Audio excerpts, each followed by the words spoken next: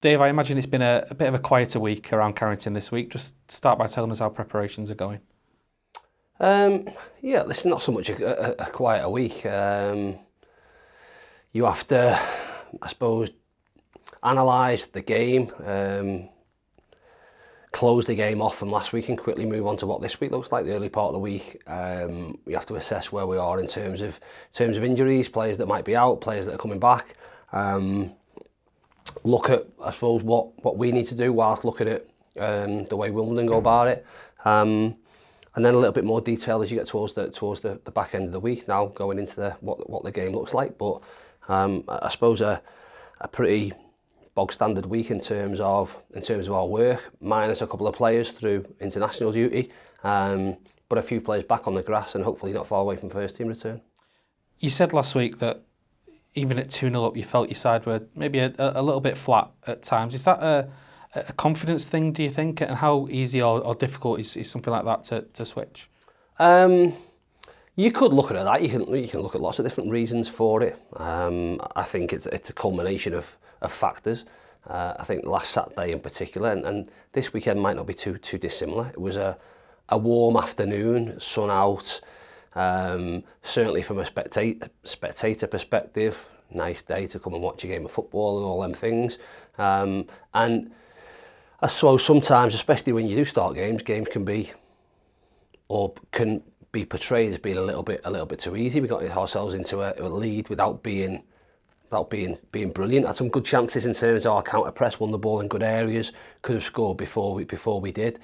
You then want, again, as difficult as it might be, is to portray a team that is in a good place but is really wanting to kick on and go and take the game by the scruff of the neck from that 2-0 position. And we spoke in the summer about being shackles off a little bit more and more aggressive when we are in front to go and get the next goal and go and get the next goal within reason. And for whatever, like I say, reason, can be a combination of factors, we didn't do that. There will undoubtedly be in some people's heads a thought process that looks at what we've done at the start of the season, maybe not quite being there, and once there is some adversity, maybe challenges you in different ways. In terms of how you turn it around, I spoke to the players. I spoke to players before the game. Really, belief has to come from within. I've got all the belief in the world in them, whether they believe that or not. But if they don't believe in themselves, then it's absolutely pointless, what I think. So yes, we motivate and we encourage them to go and do that. But if they really don't feel it themselves, then that's where you have an issue. Everybody will have bad games. I suppose the comforting factor in having a bad game should be that you've got another 10 players on the pitch that can make up for your bad game, and we've got enough quality to be able to go in, get wins and get points on the board. So again, you find out about people in terms of personality, in terms of character. It's the easiest thing in the world, without sounding the wrong way, to play football with a smile on your face and be enjoying it when you're winning. We're all determined, and our feelings, emotions are determined through the week by winning football matches, and that's never going to change. And again, there are still positives there in terms of the performance. I think at half-time in the last two games, you've probably been quite pleased with what you saw from your side. How close are you, do you think, to sustaining that over 90 minutes, I suppose, going forward? You hope very close, don't you? But it's easy to sit here and say that. Like I say, we'll look at positives within the game. Positive in the last two games. We're creating lots of chances in playing in a different way because of the personnel that we don't have in the team rather than what we do have in the team. But we're still right up there in terms of chance creation, in terms of amount of shots we're getting. You could look at it and go, that's at the hess of conceding chances, though. We're not.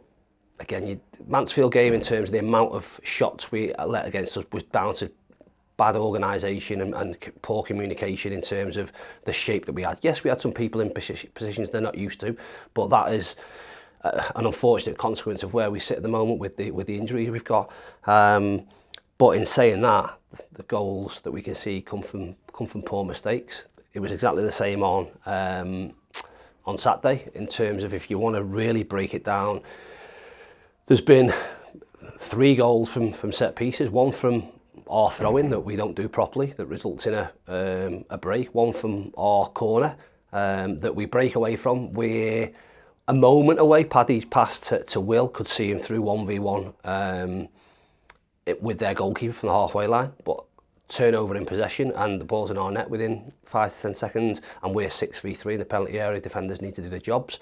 And the third one, again, a set piece where the third one, not actually the third goal, the second goal, but a set piece where we don't do our jobs, and that's an individual who has held their hand up and said, my fault, my bad, I need to be better. We have to be that across the board in terms of what it looks like. But as you say, we have to analyse and look at what the negatives were and what we can do better, but ultimately praise and make sure we look at the positive stuff we've done, and there's been lots of that over the course of the first 6 league games. Yeah, and I suppose at the start of the season that the worry, I suppose the concern was not taking your chances, not scoring enough goals, but at the minute you've got 2 forwards now that are in amongst the goals and look full of confidence in Tanto Alafe and Louis Barry. Yeah, and that from a forward's perspective is exactly what you want. So T was again unfortunate to not start the game on Saturday, but did exactly what you'd expect him to do and came off the bench and got us an equaliser. And like I say, adds to the league goals and the cup goals he already got this season. And Louis in the last 2 games, really, if you break things down, the chance that you could have a hat-trick in both games. And probably from his perspective, should be on a lot more goals than he is, but he's been a real bright spark in terms of our attacking play. It's different than what we had and what we used to, so there will be that new factor, if you like, amongst supporters and things like that in terms of what he sees. But especially when games are tight and teams are maybe banked in, he has the ability and the desire to want to try and take a player on. I know people may look at it and go, decision making in the final third can get a bit better. Can he potentially find that pass rather than take a shot? I'm never going to take that away from him. For me, if he wants to go and commit to taking somebody on and beating them and getting a shot away and goal every time he gets the ball, then that's a good place to be for a start point. When he starts to, I suppose, hone his skills in terms of that decision making part of it, then he'll become the complete player. But he's still, like I say, still young. We want him to be positive and back himself to be able to score goals that probably we've not seen, certainly within our squad in the last sort of 18 months. Yeah, we spoke a lot about finding a different way of playing, if you like, in the absence of Kyle Wootton up front. Do you feel like you're in that place now where you're able to play to the strengths of those 2 up top? It's evolving, shall we say.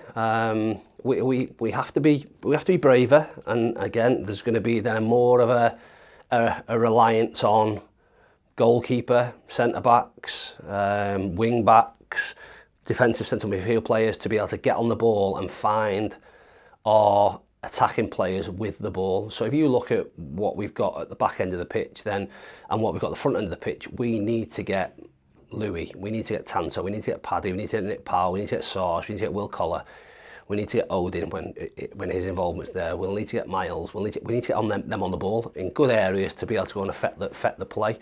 There will be, again, and still is, a tendency to be a little bit safe and not be the one that wants to make that mistake by trying to play a ball through the lines and go a little bit safer and play a longer pass. It might not be the wrong pass, but I think we need to back ourselves a little bit more to be able to do that. Trust that that's going to be the case, and ultimately show some nerve and show some bottle to get on the ball and try and force our better attacking players to be on the ball in the attacking third of the pitch. And if we continue to do that whilst being again a little bit open, then we will become that team. We're still going through, like I say, an evolution in terms of what that looks like. But there are, like I say, there are positive signs within it. You did lose another player to injury quite early on Saturday in Kyle Noyle, who I don't think has missed a game since he signed for the club in January. What's the verdict on him? Yeah, listen, we're having a horrible time with injuries, and you look at the most innocuous of injuries, well, contact injuries, non-contact injuries, nowhere near Noilly. And he goes off and feels okay. He gets scanned on Monday. And you fear the worst in the fact that the scan comes back that he's got a 50% rupture of his patella tendon, which is another freak injury that is never heard of and has happened with no one near him on the football pitch really when he's landed.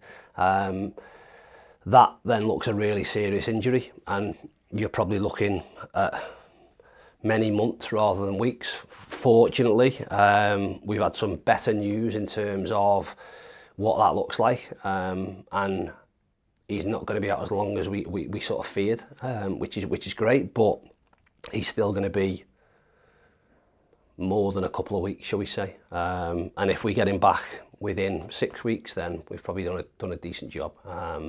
But it's another one. Again, we can't seem to buy a break at the minute. Sometimes that happens. Again, you can either look at it and try and use it as an excuse, or you can go, okay, well, that's another hurdle, little jump we need to get, a little bump in the road we need to get over.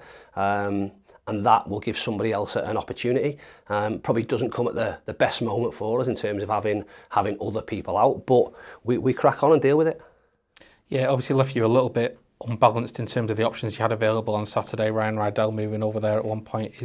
Do we hope to have Jayden or Maka, any of them back for this weekend? We'll see where we're at. Jayden's certainly back fit and been training. Maka, again, we'll see. There's a potential, but I wouldn't say it's an absolute definitive. We have the option, or we did have the option on Saturday in terms of chasing the game to put Ryan over the other side, but we lose that with it obviously being away on international duty this week. So listen, we've got to find a way, whatever that way might be, whatever system that requires. We go to Wimbledon looking to put into a performance to win. We know it'll be difficult, but like I said right at the start, I've got real belief in what we have here, and that's not going to change. As you mentioned, a couple of players missing with international duty. It'd be obviously going for that big qualifier with Gambia. Presumably in that regard, these international weekends will have been viewed as an opportunity for Ethan Pye in terms of his development this season. Yeah, absolutely. Listen, we don't want to lose any players through international duty, and we're missing Ibby, missing Joel. Alfie was in the standby group for the England 20s group. Miles would normally have been away, but obviously he's injured. So we have to, again, probably a strange one to think where we've come from as a club to where we are now, that we potentially could have games called off through having players on international duty, which I suppose is a positive and a negative in the same breath. But as you say, it brings other opportunities for people, and we knew that certainly in Ibby's case that their team, Gambia, are one game away from a potential qualification for the African Nations again, which takes place in January, February. So we signed Ibby knowing that was going to be the case, and knowing that options wise down that left hand side, it would be a chance for Ethan to step up and get more opportunities, if you like. Again, quite openly saying that if the Gambia do qualify for the African Nations, that's in January, then the window's open. If Ethan's not quite done as well as we'd hoped, then we have the opportunity to change it there. But like I say, without opportunity, you don't have any chance of developing. And opportunities come for some of our younger players this season through injuries and things. But I would hope that you'd see they've absolutely grabbed it. Yes, they've a long way to go and a lot to learn, but that's not an issue. In his instance, in Cody's instance, in Ash's involvement in first team squad and first team training, the young players who are well ahead of certainly where I was in terms of playing and making your first team debut. So hopefully they use the experience as a positive one. Except that, listen, they'll make mistakes, and we need to get round them when that happens. But use them as positive learning experiences. Wimbledon, of course, will be out without a couple as well. Al Hamadi on international duty, no Connor Evans, and no Joe Lewis. And that's probably no bad thing, because Joe's had a really good start to his long spell there. Yeah, he has. Again, it was a pretty simple one with Joe, to be fair. We felt that, and hindsight can be a great thing, and when you sat here and you've lost Burner through injury and you're having to bring in a a centre-back in on loan, people might look and go, well, that wasn't a great idea. But ultimately, this year for us was about Joe going and playing, if possible, 40 League Two games, and we didn't think that that would be the case here. Now, again, hindsight said he might well have been in the team now and doing well, but we thought we could take that. It would have been easy for us to keep him in, have him in our squad, have him in and around it, have him on the bench or whatever, and if we needed him, then we needed him, but he might well have played the games he played last season. We thought we really have belief in what he is as a defender, but we needed to go and test that in terms of being able to play week in, week out at League Two, and he's done that at Wimbledon to start with, and is doing well. He's getting that experience. What we probably need from our perspective in terms of what we'll ask from him as a centre half is maybe a little bit different to what he's getting at Wimbledon at the moment. But most importantly, he's getting League Two exposure week in, week out, and everyone will benefit from that. And whether we benefit in January, whether we benefit at the end of the season, or whether we benefit next season, only time will tell. And just finally on Wimbledon, I mean, it's been quite the turnaround really for them when you look at the way they finished last season and the way they started this one. What do you think Johnny Jackson has changed, if anything, to inspire that turnaround really? Well, I think they've recruited well in terms of what they've brought in. Not been wholesale changes, but have brought in tried and tested for the level. And it's strange again. I suppose it shows the fine margins in football. When we went there and they beat us, that was, I think, probably they went on after that and maybe lost them or didn't win for maybe 14 games or something stupid. They went on a really, really bad run, having had a great run and got themselves to the brink of the playoffs, and then didn't finish close. So it shows how things can change. They brought in terms of how they've recruited, changed in midfield with what they've brought in Neuville from a side, Tilly from a side, Reeves as a central one, Bugiel as I suppose as a threat in behind, or with Al-Hamadi and Davison, and a pretty, like I say, solid back line. Jono and Joe Lewis, obviously, who we know and have done a great job for us, and Jono's done a great job for me at the clubs I've been at. So they're organised, functional. I've had a really good start and have threats at the top end of the pitch. Again, they've got some former Sutton players, and they look very much like them as a model at the moment. Solid defensively in terms of what they do with the back four. Two midfield players that will get on the ball if they need to and can create, but do their jobs in a functional out of possession, and then a front four that can be a real threat and a real handful. So we know what they're about. I'm sure they'll be looking at us and know what our threats are. We've got to make sure we go and put our strengths on their weaknesses, and hope that comes out on top. Appreciate your time, Dave. Good luck. Welcome. Cheers. Thank you.